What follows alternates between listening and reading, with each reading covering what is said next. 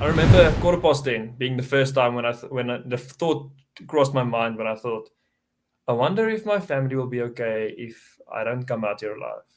And then, someone get goosebumps thinking about it. And then I just realized I can't entertain that thought. On the Self Starters today, we have Renier Louwrens, founder of Beyond39, an NPO focused on making a sustainable impact across South Africa. In today's podcast, Renier is going to recount his journey to date, and most notably, his attempt at breaking the world record for the Drakensberg Grand Traverse, a 250-kilometer trek that he was attempting to complete in just 61 hours.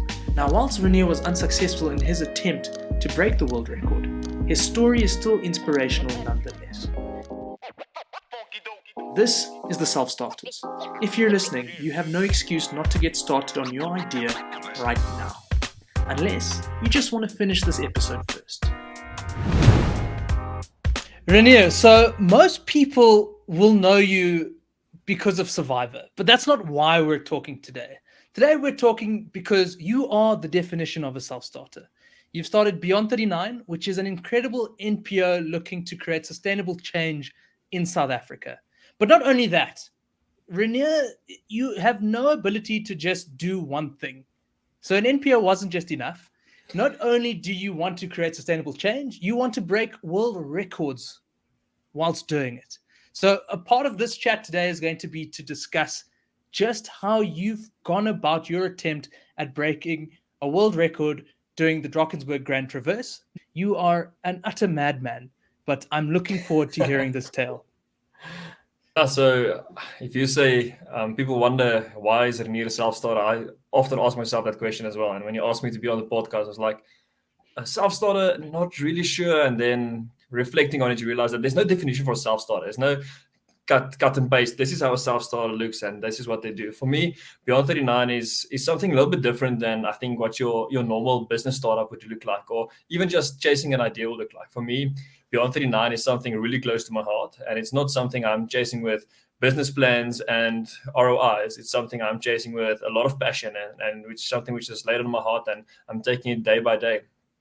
We can go into the nuts and bolts a little bit of where it started if you want to, but I think for the general population, what you need to know about Beyond39 is the motto is sustainably better, and that's exactly what we're doing. We're making people's lives sustainably better and restoring hope to those who feel like they've lost it. And whether that is in a food chain event, which we're launching in the local communities, whether that's helping people who suffered from gender-based violence, or children in safe houses who's just been dealt an extremely hard hand in life, doesn't matter. We are getting involved in so many different ways, and Beyond39 is still brand new, approaching its 1-year anniversary, or birthday, should I say, very, very soon. But it's basically helping out wherever hope feels like it's lost and making those people's lives sustainably better. I think it's an excellent initiative, especially in the context of our country. We have so many people who are both socially and economically distressed.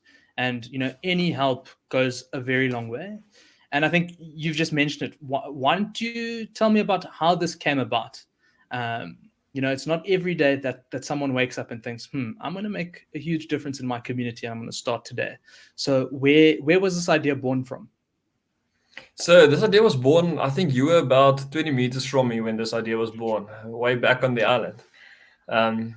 So basically, I can make this a very long story, which I generally love to testify about, but I'll condense it a little bit just for the sake of the podcast, and because I don't know if this thing can go into double digits on hours. So basically, what it came down to is there was a specific day on the island, day 23, where I remember sitting on the beach. Now, as you know, I would go out to the beach and sit there and pray every day, and just like align my thoughts and make sure that I'm still stable going forward.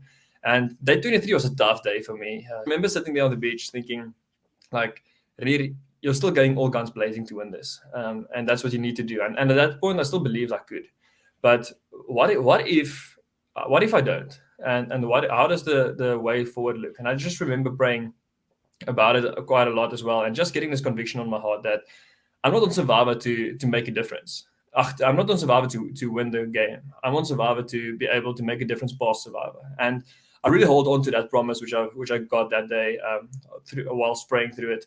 And the Beyond39 name comes from exactly that moment on day 23 of I'm called to the game of Survivor, not necessarily to win the game, but to make a difference beyond the 39 days of Survivor. And that difference is going to be much, much further than me. That's going to touch people wherever I go. And that platform is going to be there for me. I just need to be able to hit it as hard as I possibly could.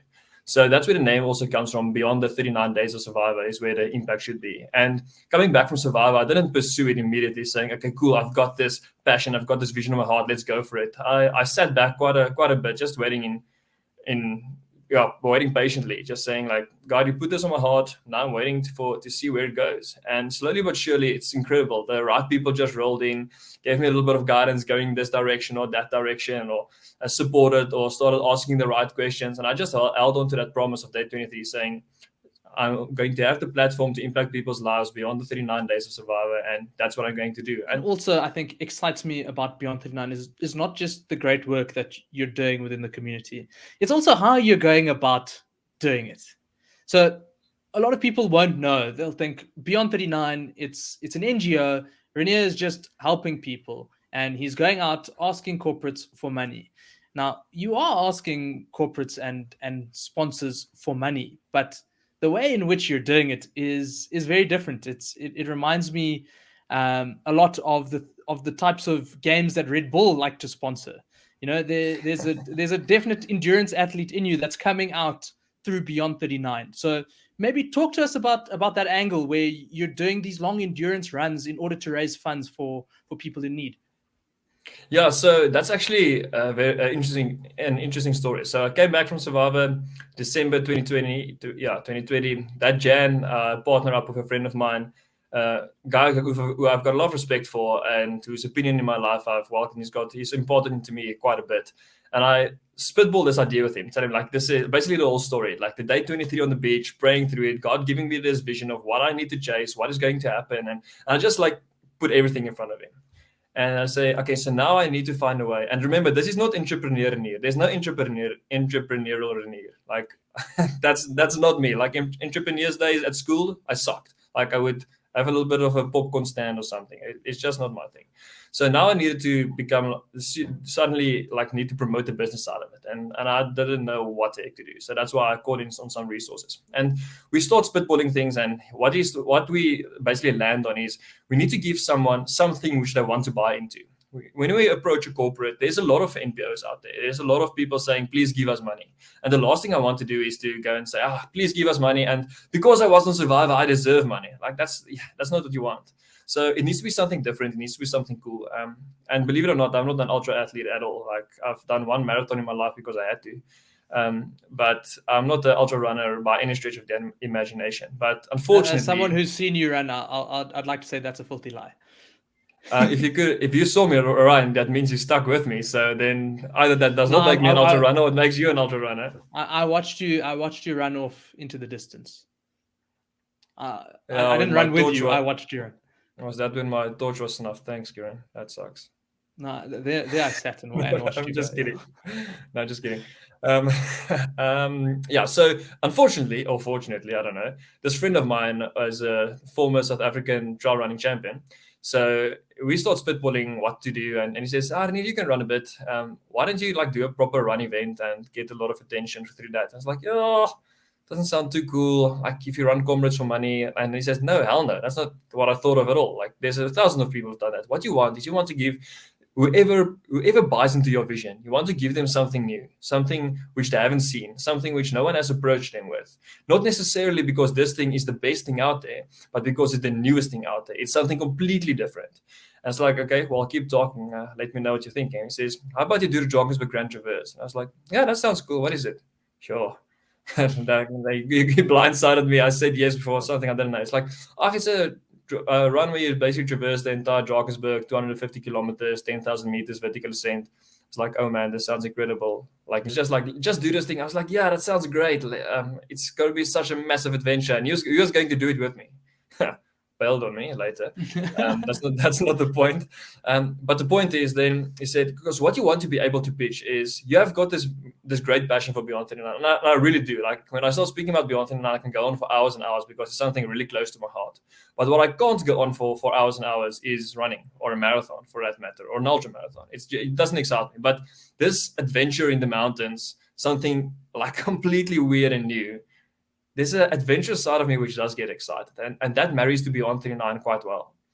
And then as we started putting the ideas together, building business proposals, a friend of mine with a lot of business savvy and very, very little tact said, Renier, let me just get this. What you're going to present to your possible sponsors is, I'm going to run very far, not further than anyone or faster than anyone. Just I'm going to do something which no one knows about, and you need to sponsor it. That sounds sucky. You're not going to get sponsored. I was like, yeah, flip, thanks, thanks for that input. Like, yeah. And then 2 days later, I realized he's right. And that's exactly it. And then we went back to the drawing boards. Like, okay, listen, how do we make this thing, which we get very excited about, more attractive for a possible sponsor? And started reading up on it and realizing that the solo record north to south is 60 hours or 61 hours. And that is extremely fast, by the way. But also, I felt like it might just be doable.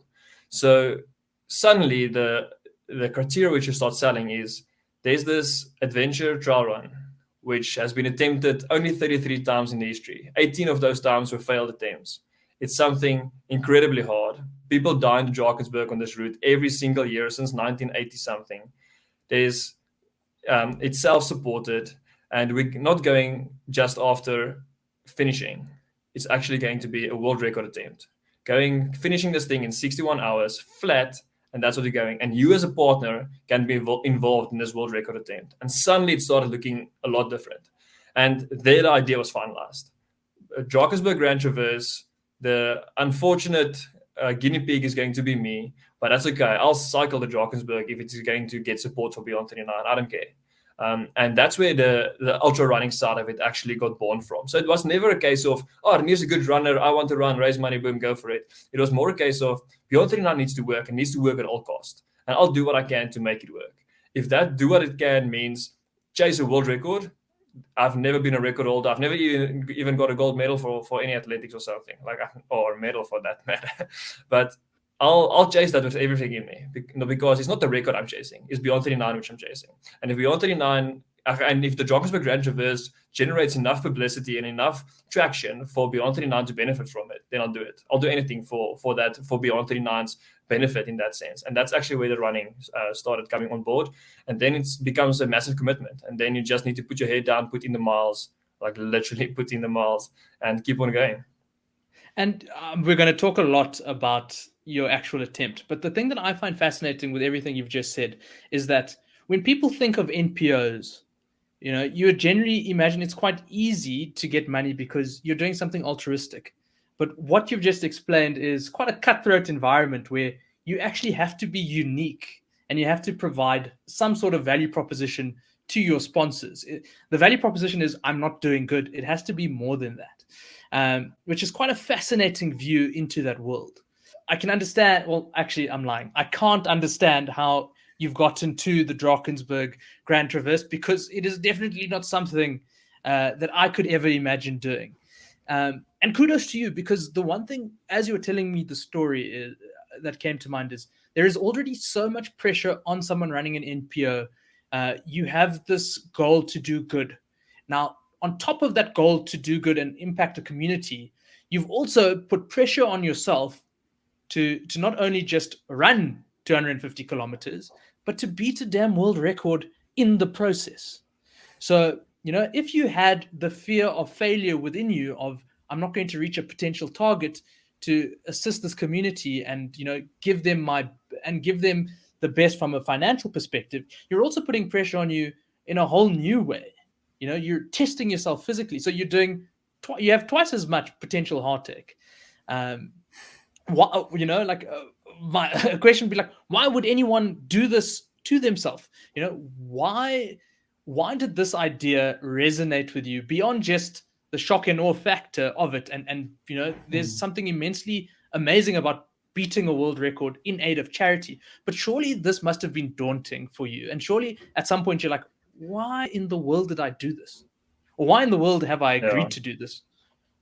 No, you're on the money, unfortunately. So the correct term is actually FKT, fastest known time. So an FKT in the trail running world is massive. To have an FKT behind your name is incredible. And if you go look at the names who owns FKTs, then it's like, oh my word, why do you even consider yourself in the league of these guys?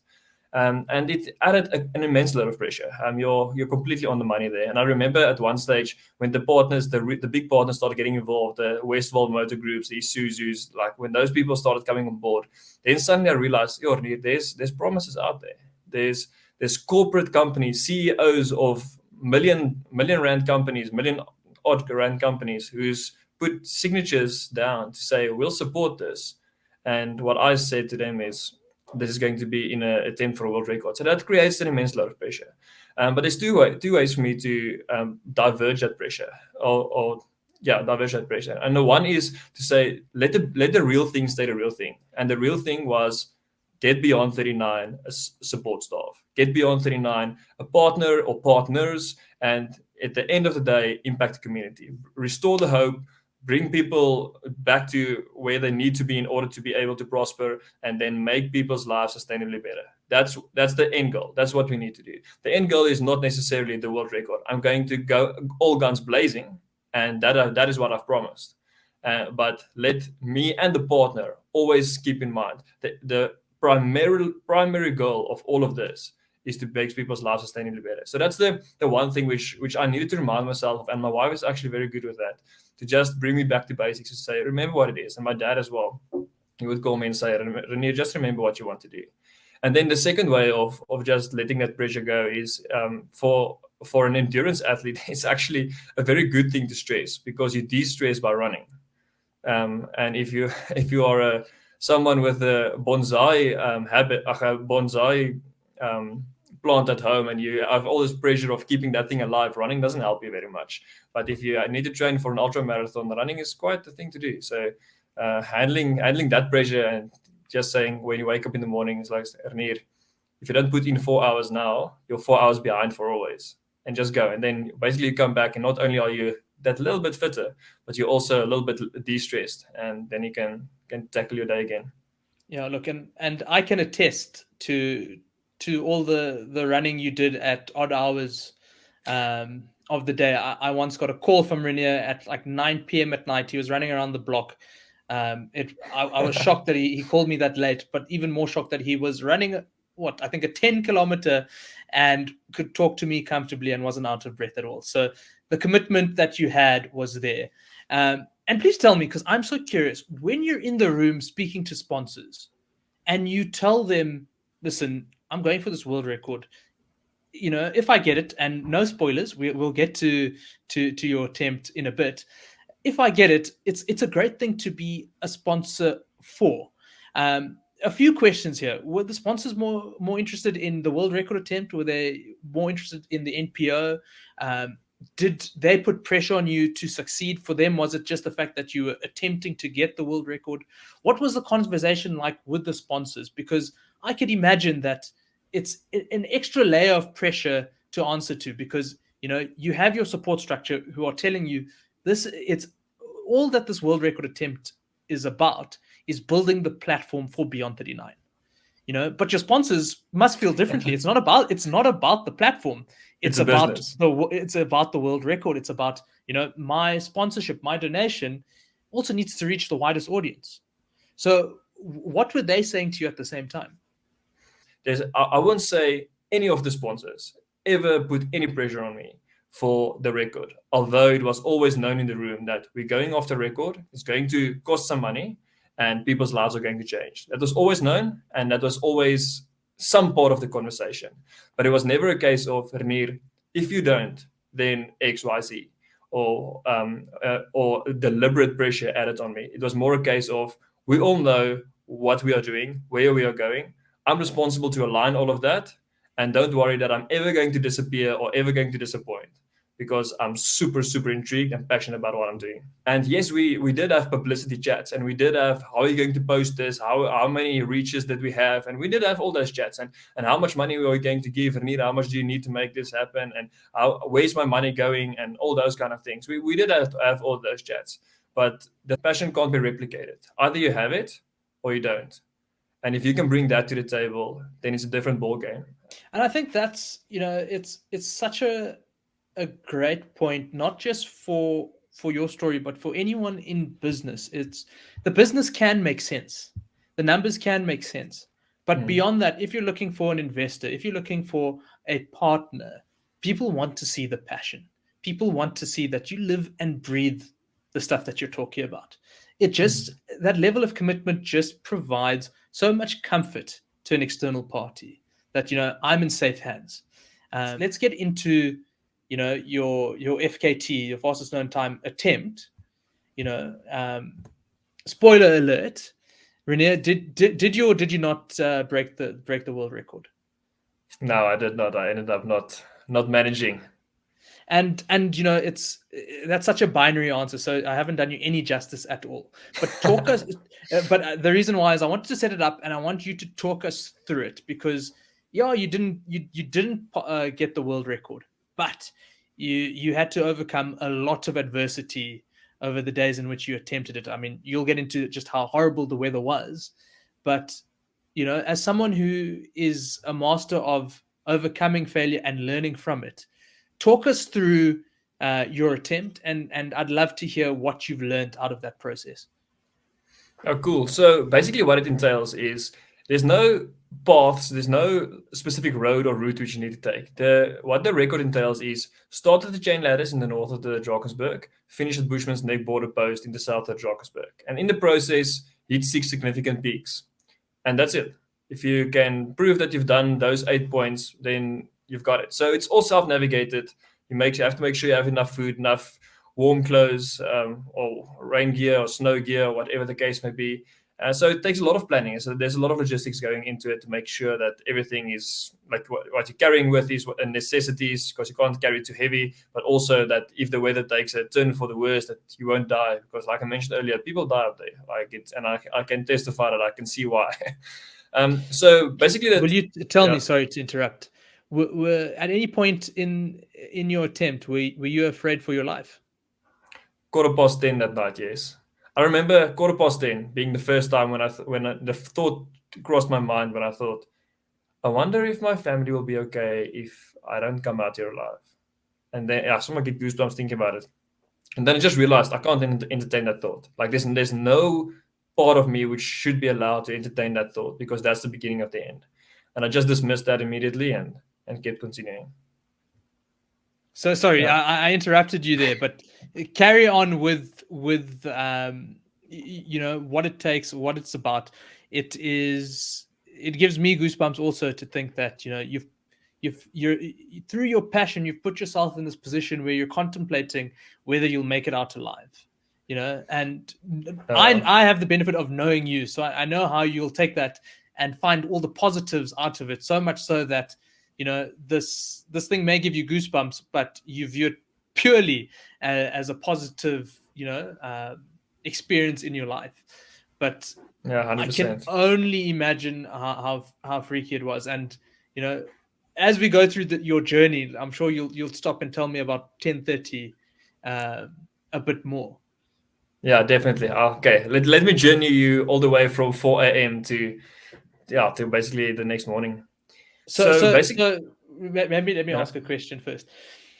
So, what day did you start your attempt? What was the Saturday morning.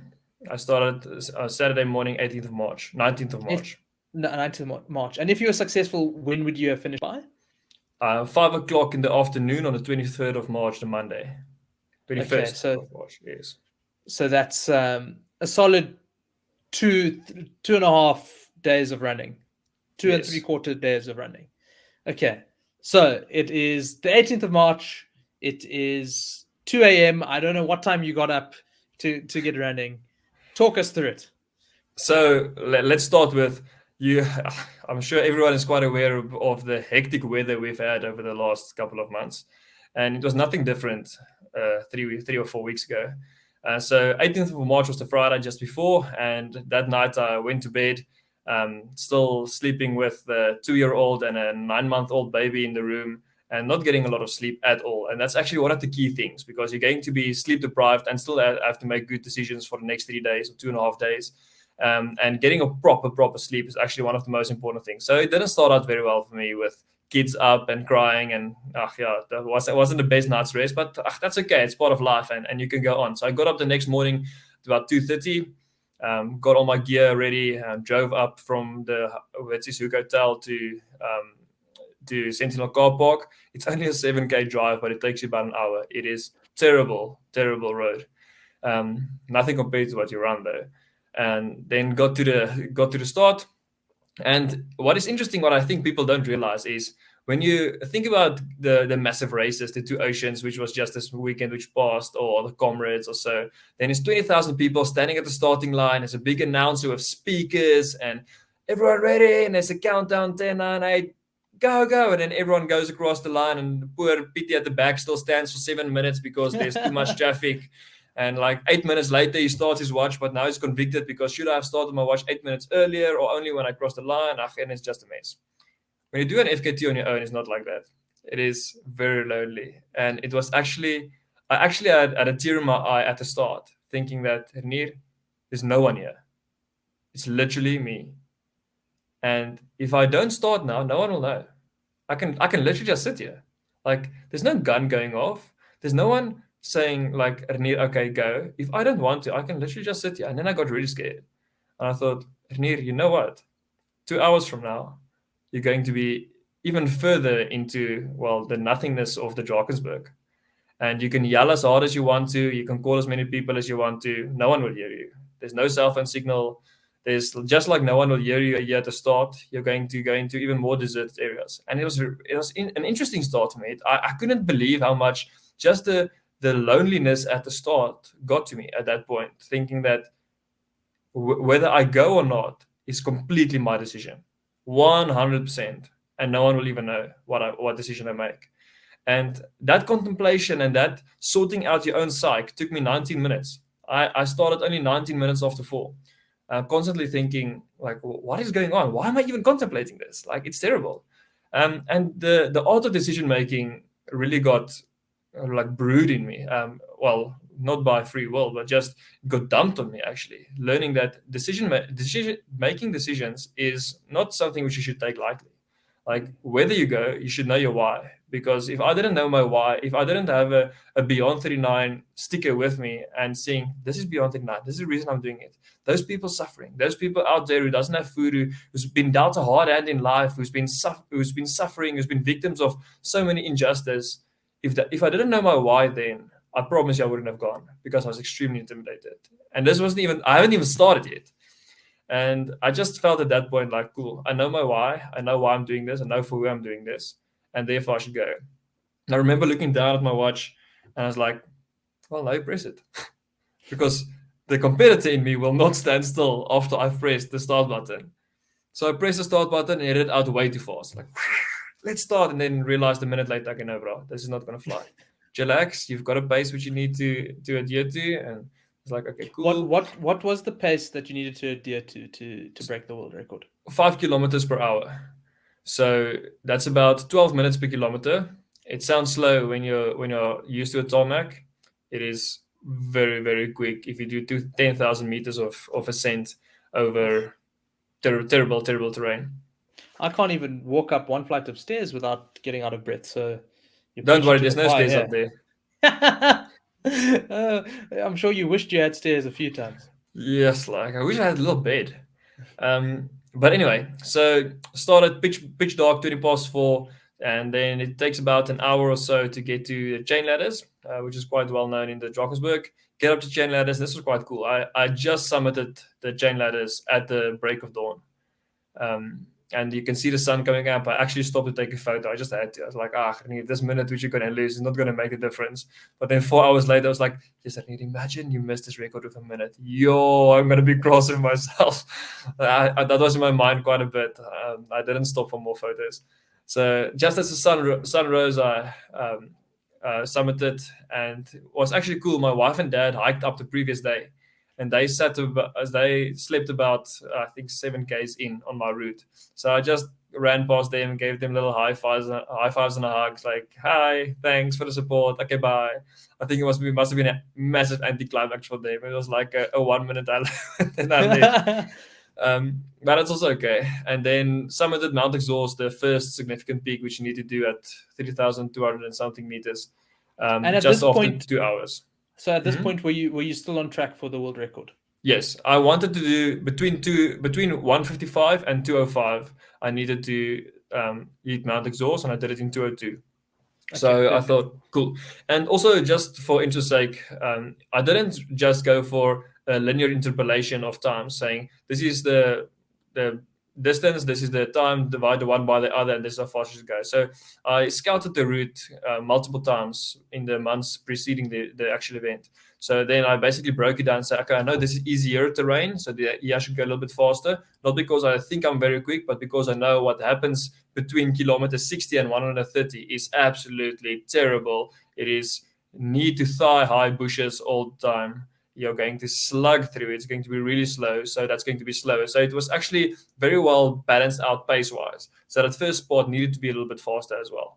So I hit Mount Exhaust 2 hours 2 minutes, well on time. And then for the first time ever, my watch froze, and I was just like, okay, cool, another decision. What do I do? Like, in order to capture this record, I need to have the GPX track for it. Do I continue now and just tell the guys, I promise you I did it? or what do I do? And I'm also still close enough to the start to bail. Like, I can always turn around. It's so easy. It will take me 2 and a bit hours, then I'm back. And again, then there's a massive load of decisions going through. And it's like, what do I do? I tried everything with my watch. It didn't want to work. So I basically hard rebooted it, thinking if it loses the track, which I've done now, I'm going back to the start. And I'm doing this first 2 hours again. Because there's just no chance. And there's no way I'm taking the chance of finishing the whole thing and telling them, I promise you I did those first 2 hours, the first peak in 2 hours. I promise. Like, no one's falling for that. What are you feeling in that moment? I can imagine just there's adrenaline running through your body. You're feeling panicked, stressed out. What was your mindset in that moment? Sadness, like a lot of sadness. Because for me, I knew that for me to have even have a chance at this record, things need to go perfect. Like, well, that's what I thought at least. Things need to be perfect for me to make this. And the truth is, it never is. So when the first thing, which was not perfect, came across, I thought, oh man, like there's your chance game. Like, and then in that moment, there was actually multiple decisions. The first decision is, what do you do with your watch? Second decision is, do you continue? And the third decision is, do you still go for the record, or do you now just finish? And all of that comes down to, Renier, the people of Beyond39, the goal which you're hitting, like that is what you're doing it for. So I hard reset my watch, put it back on. It still had the activity just as where it stopped. I resumed and just went. And I was so grateful for that. So grateful. I knew I lost about 9 minutes with the one which I already lost earlier. I knew I was 10 minutes behind what I could have been, but still on track for the record. Going down into the first valley there, I descended quite quickly. I knew that first part is quite fast. I'm just going to fast forward a bit. And then up until the 7 hour mark, I found myself at the 7 hour mark, and I now knew that was where I put my next checkpoint, where I just needed to be. For everyone listening, 7 hours in is just over 10% of your total time required, right? Oh yes. Yeah, 60 hours in total. So you've been running for almost as long as it would take a decent ultramarathon runner to do the Comrades Marathon at this point. Yes, but that's about 10%. And you're only 10% in. You are a madman. But sorry, I interrupt. The tough part is still coming. Oh no. So when I got to a place called Mweni Cutback, I realized, oh man, I'm quite doing well on pace here. It's actually going quite well. I'm feeling good. I'm quite positive. Can still go. And at that point, I was in a very good mind space, physically feeling good, but knowing I was a little bit faster than I should have been, but not too worried. Then shortly after that, it started drizzling, and I thought, it's okay. It's one of those things. And then suddenly it started raining, but it started raining quite a bit, and then started pouring down. And then for the next 4 hours, 7 to 11 hours, I was quite drenched, and very very slow. Because the problem is the kind of sense which you have in the mountains is different to what you will have on a training run. There's no pathways. It's just slugging up through a lot of vegetation, and it becomes really really slippery. So being wet not only makes you cold, but it slows you down quite significantly as well. So I started losing quite a bit of time between 7 and 11 hours. And when I got to the 11-hour mark, I saw, cool, I'm on the record pace which I've set for myself, but I can't lose out anymore. Like I'll need to make sure that I keep my pace from here on. And there's the second peak, Cleft Peak, at around 65 odd, also 60 kilometers or so, is a massive climb. It's a huge slug getting up there. So for me, it was a case of, I know this next part is tough, but I have bargained in more time for that. But this will have to be a massive push. And Kieran, in that time, from 11 hours, it started with the rain coming down terribly. I was drenched to the core, nothing dry left with me. It was there where it started getting really tough. And as the sun started setting on day one, I realized that, sure, this is tough, but you wanted to have summited Cleft Peak just after sunset. But now it looks like much later. And the problem is, the higher you go, the colder it gets, the more wind, and obviously the more exposed you are to the elements.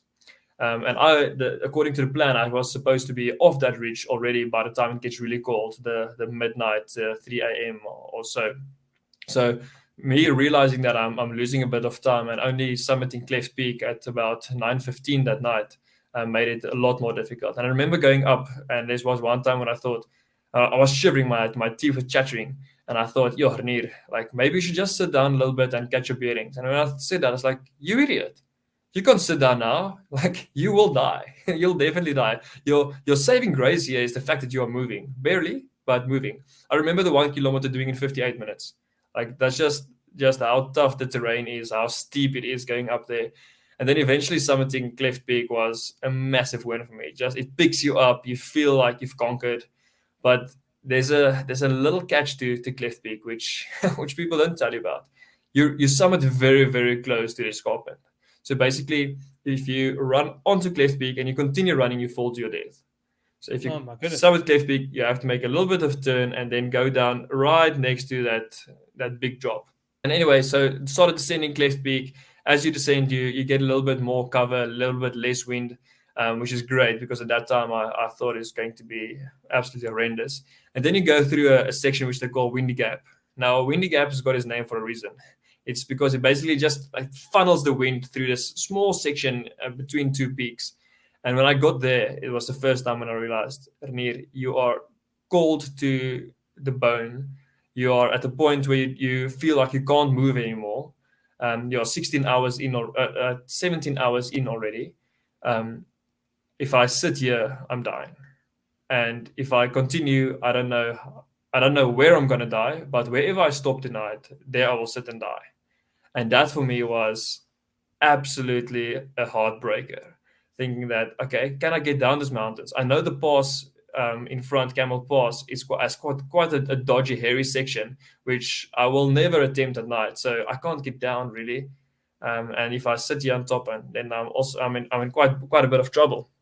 So then, all you can do then is continue. And I knew my brother and one of his friends is waiting for me. They're seconding me on a section a little bit further. And there's actually quite a funny part of the story to come up now, which I don't think I've told someone other than my wife. And so the exact part where I needed to meet up with my brother, I see a little lantern. I was like, hell yeah. And then I was just like, my brother sitting there in the rain, because it is pouring at that stage, like KZN floods pouring at that stage. It is coming down. You can't see much. When I see this little lantern in the distance, I was like, yes, this guy's a legend. I need to buy him. I don't know what, but sitting in the rain waiting for me, what a legend. And as I come closer, I realize like this is not him. Like there's a tent, he doesn't have a tent. This sucks. Oh no! And then I get closer, and it's like here's a big camping group in their warm tents. Oh yes, there's. Oh no! Like what do I do now? Like now he's gone. Like I don't know where to go. Like he's got the rest of my warm stuff. Now not the rest. He's got all my warm stuff with him. If I don't meet up with him, it's literally it's literally the end of me. But then out of desperation, I just thought like these guys are here. Those tents look nice. Go for it. It's like hey, hello, anyone in there? It's like people start chatting, and it's like they say, "Are you okay?" And I give them a nervous giggle, and say, no. It's like, um, "Can we help you?" I was like, "Can you just help me get warm? That's all I need to do." And I say, "Cool, come into your tent," and I climb into the tent and I take off everything. Like I sit there butt naked, like just go through off all my wet stuff. They give me a space blanket and a K-way fleece, and I start warming up a bit, and I just sit in there, but worried. Like I've lost my brother in Drakensberg. That your mom doesn't like that story. Like, how do you tell her that? Like now I need to find and him. now you're sitting butt naked in a stranger's tent. Your wife doesn't like Exactly. that part either. Yeah. Three strangers tent. But now I'm trying to catch my bearings and like, listen, guys. So who are you? Okay, hi, I'm Renier. What, chatting, and I need to find my brother. Have you seen him now? And then next moment, someone unzips the tent from right in front of me, like zoop, and just this face coming in. It's like, are you Renier from Survivor? You can't escape a survivor no matter where you are. Yeah, Yeah, so for a sitting couple of there minutes. chatting for a couple of minutes, knowing that the record is out of the way, but also just reintroducing a bit of fun. Like, and it's so important, just being able to reintroduce a bit of fun. And then eventually deciding that I need to continue, and there's a cave close by to go see if I can find my brother in that cave. And I got the GPS tracker, which my wife sent me a message on, so you can just read. I'm saying that he's in the up in the many cave, and I actually knew where that cave was. So put on all my wet and cold clothes again. Terrible to do that, and came out of the tent, ran up again, and just about a K or so. But that K took more than 20 minutes. It's a tough K. Getting up there and found him there in the cave, hiding there from the rest of the storm, the rest of the night. And at that point, believe it or not, I was still motivated to finish. I still told him, listen, guys, the first weather window I get, I'm going. And it's like, but what about the record? It's like, the record's not on the cards anymore, but I'm going to finish what I started. And waited out the weather. At that point, feeling a lot better than I did earlier, because at least I'm not in the rain anymore, but my clothes still drenched. So at that point, saying that when the weather allows, I'm going. But for the rest of the night, there was just no gap. The wind picked up. The storm got a little bit more intense. So I decided to take a nap until sunrise again for a couple of hours. And then the next morning, I was ready to go. I basically said, cool, thanks, guys. I think I should go. Like, I think. I'm not exactly sure. And I checked the weather. Like, I'm not really sure. And I'm going to condense 2 hours worth of decision making into a couple of minutes. But yeah, it was the hardest part of probably my life when it comes to decision making. Um, I think I'm privileged to have been very clear on most important decisions of my life. What to go study, I had a clear conviction of this is what I'm passionate about. This is what I'm going to do.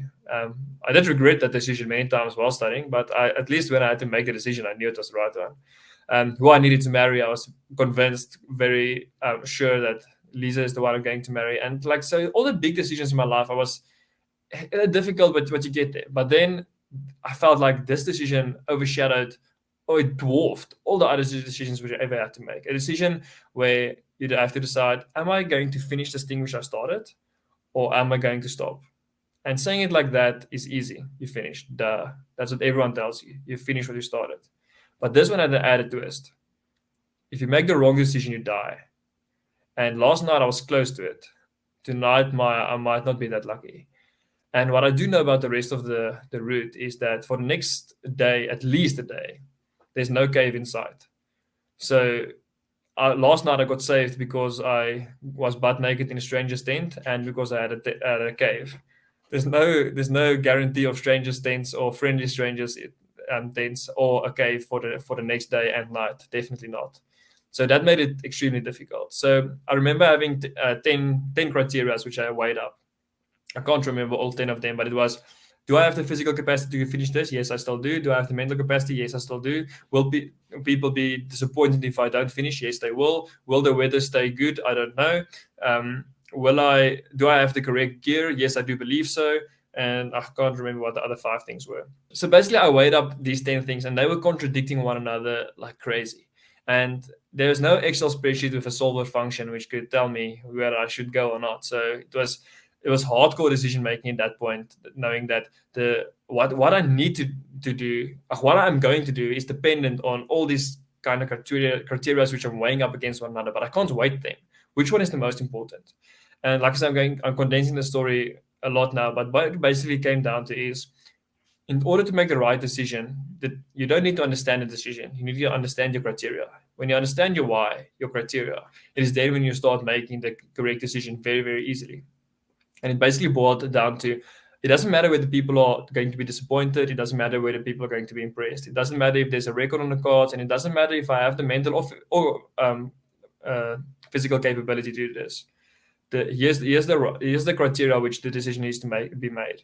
If the weather turns as badly again tonight as it did last night, and you don't find a cave, is there a chance that you will die? And the answer to that is yes. Definitely yes.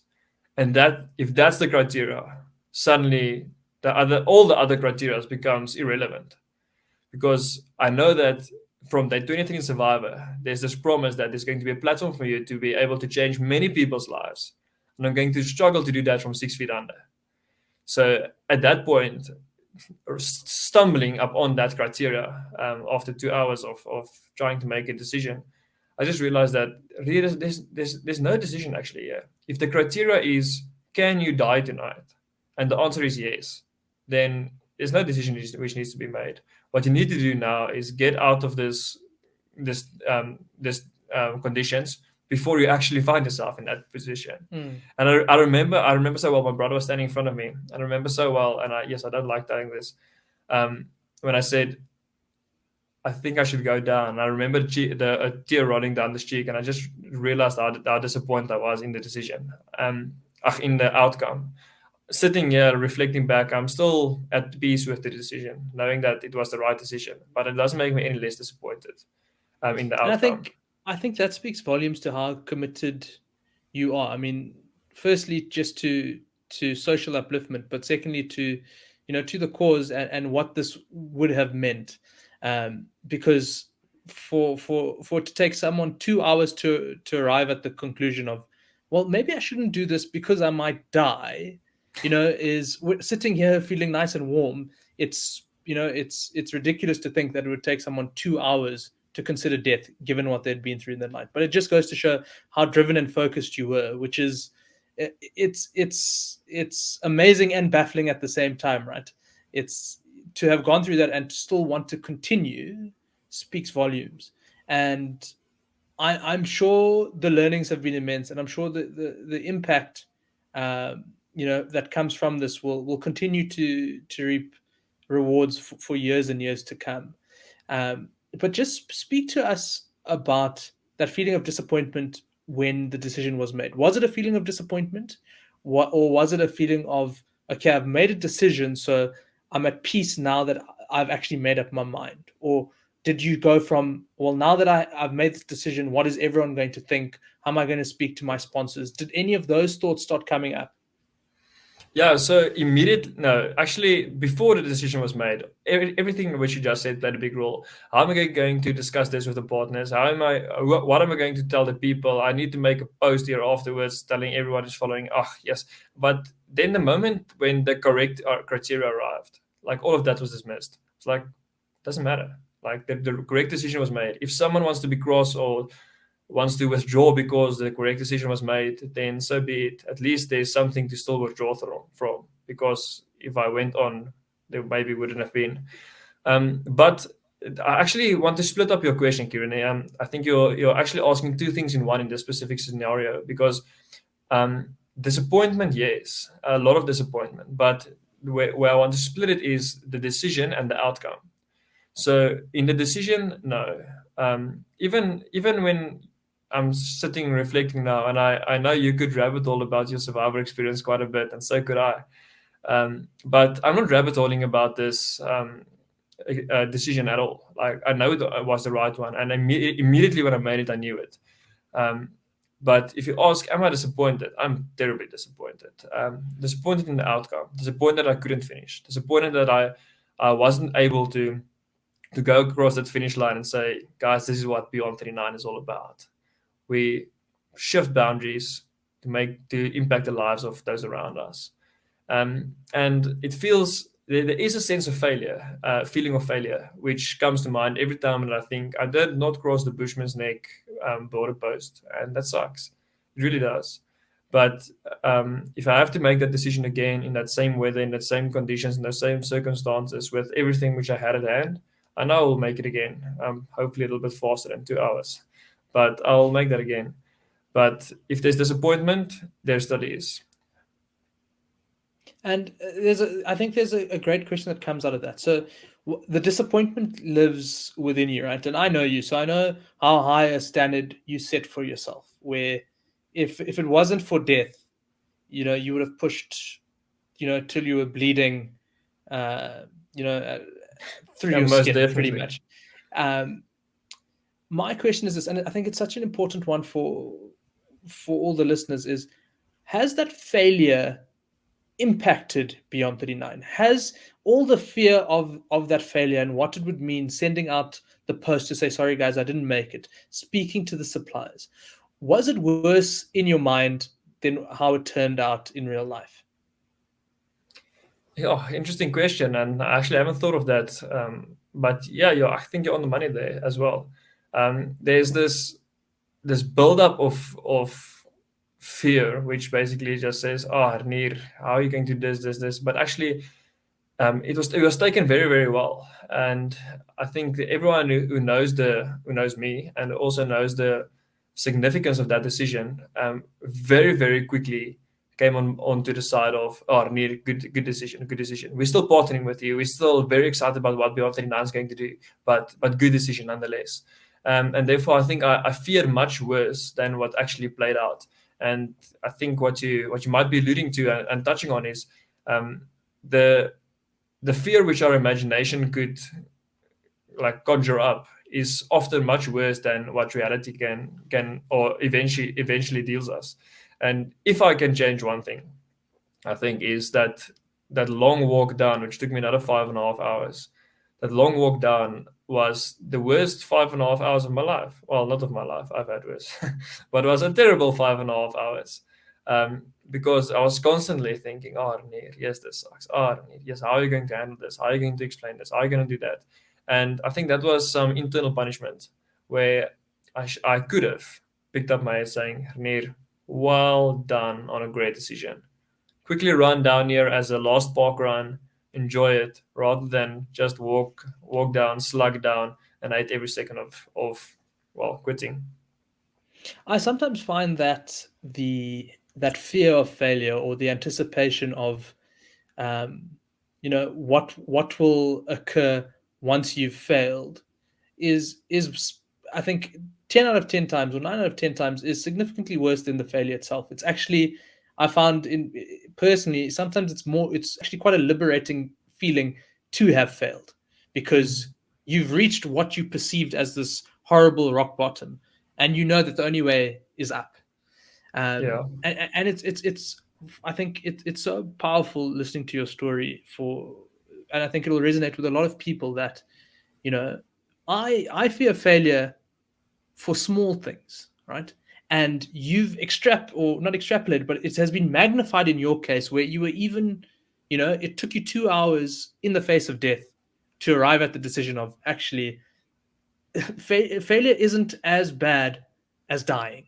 So maybe I should actually just stop where I'm at. So it just goes to show how, at the end of the day, we're human beings, we're social beings. We care about how other people will perceive our actions or perceive that failure. And when you've put a lot of yourself into an activity or into an event, right, it hurts that much more. So much so that in the heat of the moment, it can be hard to see the woods from the trees. And I'm really glad that you got there in here. And I know it sounds like a flippant thing to say, like who would not choose life over death? But I know you, and I know how dedicated you are, that for you, it wouldn't be a question of life or death. It's about doing the right thing for you, which was, impacting those communities that you want to help. And it would have taken a long time, and it did 2 hours to actually look beyond that and be like, well, actually, I could potentially die, and then there's not going to be any impact thereafter. So it's a fascinating thing, because for a lot of people, the whole point of this podcast is how do we turn ideas into action, and most people's ideas stop because of that fear.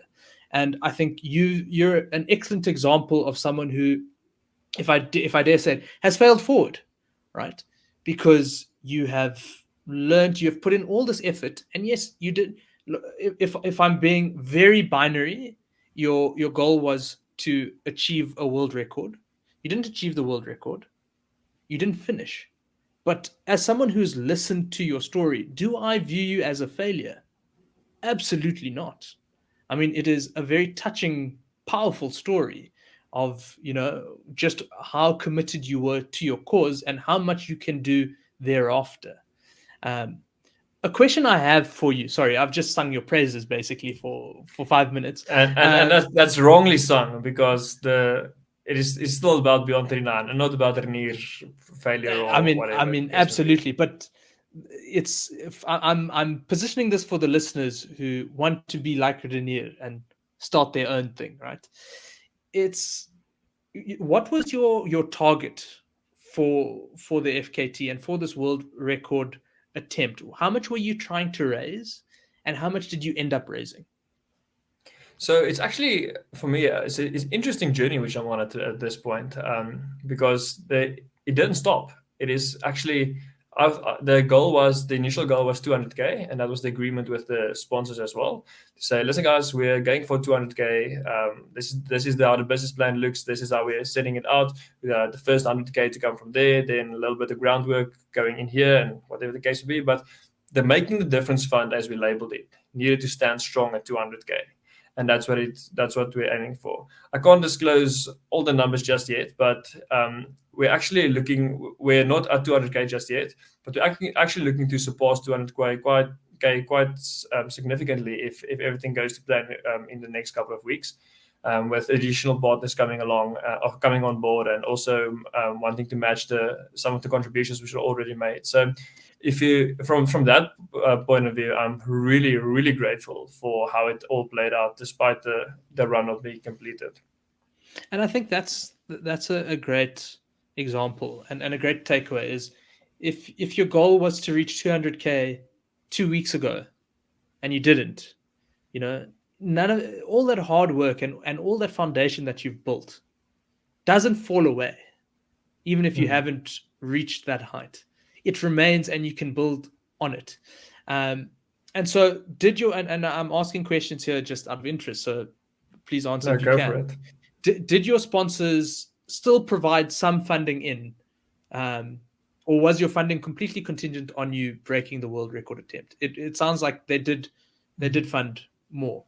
Yeah, so everyone stuck to the initial commitments, and I could just shout out a massive thanks to everyone, especially the Westfall group and Isuzu, who basically just said, "Renier, we're partnering with you for the long run." That's Isuzu's motto. Like, we're partnering with you for the long run, and they understand the complexity of the event, but they also understand the difference which we're going to make, and that's not dependent on a run. That is dependent on whether we're investing in the communities or not. So yeah, everyone stuck to their guns. I'm really grateful for that.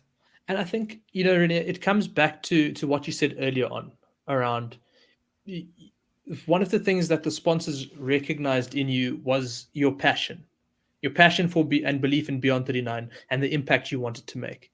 And as someone who studies businesses for a living, you always see it. The people who do exceptionally well are the management teams that investors have confidence in.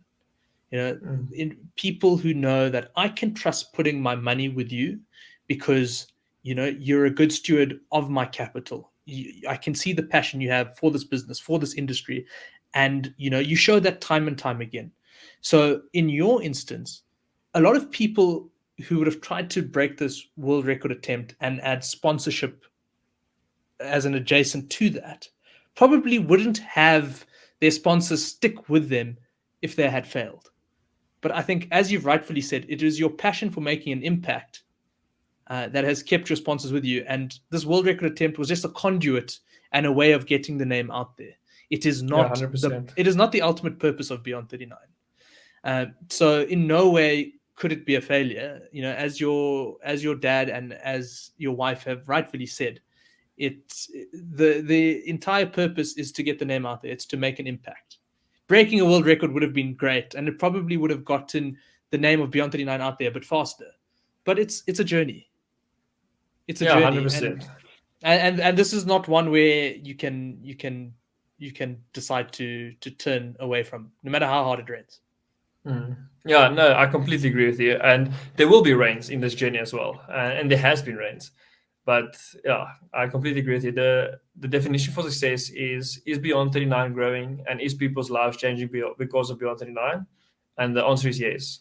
And therefore, no record or anything else is even, I don't want to say substantial, but is even important at this point. Will I try such a record again for the sake of Beyond 39? Within a heartbeat, or will I do something in that line again within a heartbeat, as long as it is to have the same impact on Beyond 39? And that's actually, you've gone straight into my next question, which was going to be, so what's next for you and Beyond 39? Or in your attempts to build a bigger base, get more funding, find new sponsors, is there another world record attempt? You're done with the Drakensberg Grand Traverse. Are you going to swim from Cape Town to South America? I wouldn't put it past you. You seem the type. I'm going to swim across the globe in 2 weeks without a raft. No. That seems like something Renier would do. What's next? Are you going to more traditional ways of funding? Have you, even just attempting the Grand Traverse and trying to break this world record, it has got your name out there. So have you laid down that platform, and now you're going to take more conventional ways of finding funding? Or, are you going to do something that's completely out there? So that the answer is maybe not going to be what you're looking for, but at this point, the Grand Traverse was the big physical event which we're looking for. But the backroom work which needs to be done in order to get to the real purpose, which is to impact people's lives, which is to make people's lives sustainably better, that is a big deal as well, and a big part of the time which you have to spend on it. Not only does it take mental capacity, but also physical time and physical effort. So for me, the focus at this point, which I'm convinced where I should invest all my effort, is to make sure that I do the backroom stuff. It is great to be a face in front and people know it's Renier, but it's not about Renier. What it is about is making people's lives sustainably better. So this is not the thing which you see on Instagram. Hi, Renier did the books today. Like, you don't see that. Or just like Renier deposited $74.17 into this account. Like, you don't see that. But that's the work which needs to be done now, and that needs to be done properly in order to make sure that the traction which we did create by doing the event itself is now actually being channeled through that conduit which you spoke about, correct, into the correct charities, into the correct places. And something very interesting, which is, well, now people will know, also on the horizon, is one of my scout runs. I ran past a little congregation right on top of the Drakensberg, believe it or not. And it was also a rainy day, and the pastor there took me in, and I slept there in his house, super scared at that point.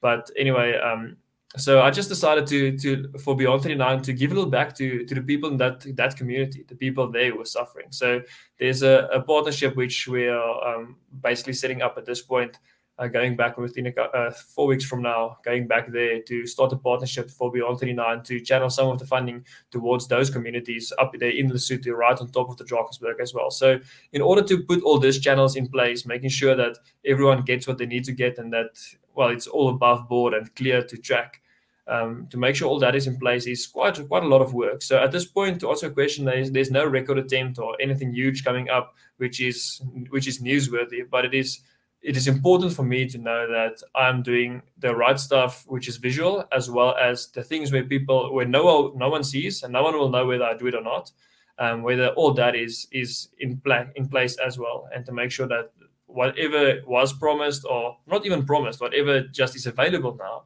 is being channeled towards the correct people and towards the correct industries to make sure it is being applied sustainably. I think, and that's what I enjoy so much about doing this podcast is we're speaking to people who are in the midst of building out whatever their venture is, whatever their dream is. And so saying something like, well, I'm actually taking a break from breaking world records to do the books is a perfectly valid and relatable answer. It's you don't reach the heights of success overnight. There's a lot of grunt work that has to go into it. And, if you're not just, you're passionate about making an impact, which also translates to, I need to get my house in order. So, I think that's a powerful answer, and it's a relatable one. It's not just about the glory, and it's not just about 200,000 Rand in the bank for a community. There's a lot of work that goes beyond that and behind the scenes that a lot of the time we forget about when we just look at the Facebooks of the world and the Amazons, and we forget about all the work that went in behind it.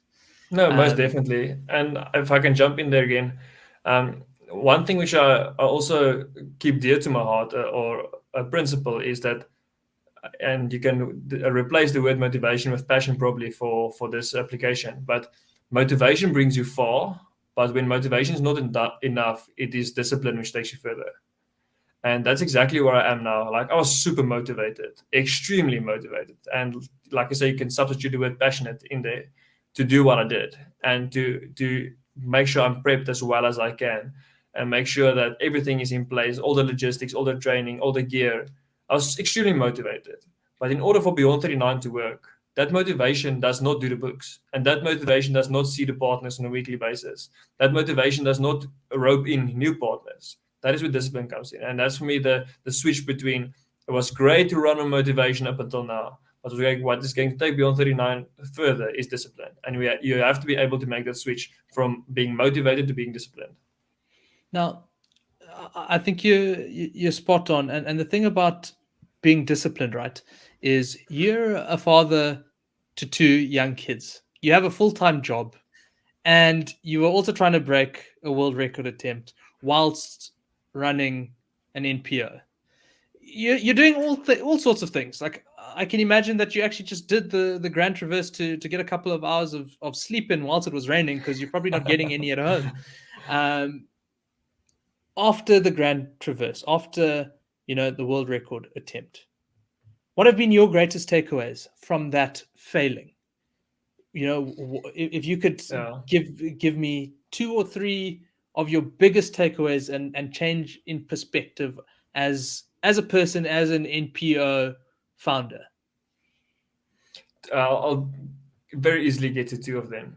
So the one is, and you've heard me speak about this a bit, is the art of decision making and understanding your why. If you understand your why, suddenly the criteria, which is the most important, comes to the fore. And when that criteria is the only criteria, then the decision makes itself. But what happens to many people, and I can see this in starting up anything, whether it is a business or an NPO or just pursuing a new hobby, the criteria of doing it, if that criteria is blurred, or if there are more than one criteria opposing one another, then we just don't do it, because it is just so easy not to do it, or we become confused or stressed.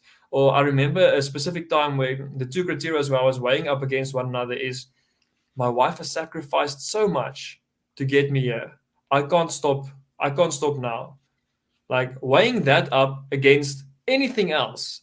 And on the other side was, what if the weather gets bad? Now, weighing those 2 up against one another, like, it becomes extremely difficult. And are both of them worthwhile criteria? Yes. Are both of them something to take into account? Yes. Are both of them the governing criteria? No. And then it doesn't matter anymore. So for me, the biggest thing, the most important thing, and which I believe any self-starter should always ask themselves first. And if you take 2 hours or 2 months or 2 years to answer this question, it's fine. It is, what is the criteria for me doing this? And if you can't answer that, sit back, chat to people. Like, why am I doing this? And sometimes we're just verbalizing it makes you understand, shucks, my why is a little bit different than I thought. Maybe the reason I'm starting this thing is fame. It's not really to help people. And if that's the case, if you give it 2 months and you're not famous, then it will die down. But if your conviction, your why, your criteria is, why am I doing this? The criteria for doing this is in order to put bread on my family's table. That's why I'm starting this business. Then suddenly you realize, okay, now it's not about fame anymore. 2 months from now, when I'm struggling and I think this was a bad idea, I realize this is to put bread on my family's table. I'm pursuing this with everything in me. And that criteria understanding your criteria, which makes a decision for you, is probably the most important lesson, which I think you can take out of this. Understand that why, understand that criteria, and suddenly difficult decisions become, very straightforward.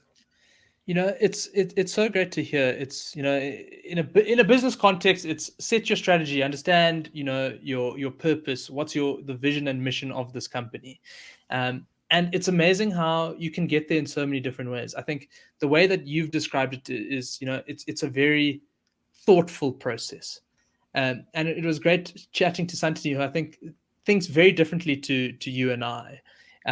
With her think first, or act first, think later. Yeah. She goes for it first, but her why is so clear, and it's because she created a business out of necessity, but that isn't even the important part. The important part was she started a business, and the customer and her for people like her. So she always knew what her sense of community was and what she was trying to build and who it was for. So she always had that vision, and it's just so fascinating that there is no right way of getting to that answer. There are multiple different ways, but the key thing is finding a way to get there, understanding your why. So, Renier, I just want to say thank you so much for your time. It has been a truly inspirational chat. I came in knowing that we're going to talk about your world record attempt, but just to hear the lengths that you're willing to go because you had understood your why and your passion for creating an impact in this country, I think is truly inspirational. And I really look forward to seeing the impact that Beyond39 is going to have in the future. I have no doubt it's going to impact thousands, if not millions of South Africans. So I'm looking forward to that journey. And I'll always reference that we got to speak to him here first when that happens. So thank you so much, my friend. I look forward to seeing whatever you do next. No, it's a massive pleasure. And if you want to catch the full story, there's the official Isuzu videos of the Traverse, and the entire journey is going to be released within the next couple of weeks. I'll pop it over to you for a quality check if you want. That link will be in the description of this podcast. And Renier, just tell everyone where they can find you, where people can find Beyond39. If anyone's listening and they want to get involved with Beyond39, how would they go about doing that? Oh, yeah, that'll be incredible. So any contributions make a difference, whether it is an individual or a big company. Like I say, I don't touch the money. The money flows directly through Beyond39 into the charities and to make the difference. So you can get hold of me either on my website, renierlouwrens.com, or you can mail me renier@renierlouwrens. Or you can pop me a direct message on Insta or Facebook. Probably Instagram I'll see a little bit sooner. But if you can't remember the website or the email address, just grab me on Instagram at Renier Louwrens and tell me you want to get involved. Tell me in what capacity, whether it be financially or as a volunteer, helping behind the scenes, getting things going, or maybe putting in a hand at serving somewhere. Like those are the three criteria the three places which we need support: financially, volunteers, and hands on the ground. So yeah, that'll be great. And you can contact me on any one of those channels, and I'm looking forward to hearing of if anyone wants to get involved. Come on, guys, let's get involved. It's for a great cause, and who knows if we rally him up enough, maybe he'll do that swim from South Africa to South America. Renier, my friend, thank you so much. No, thanks for you.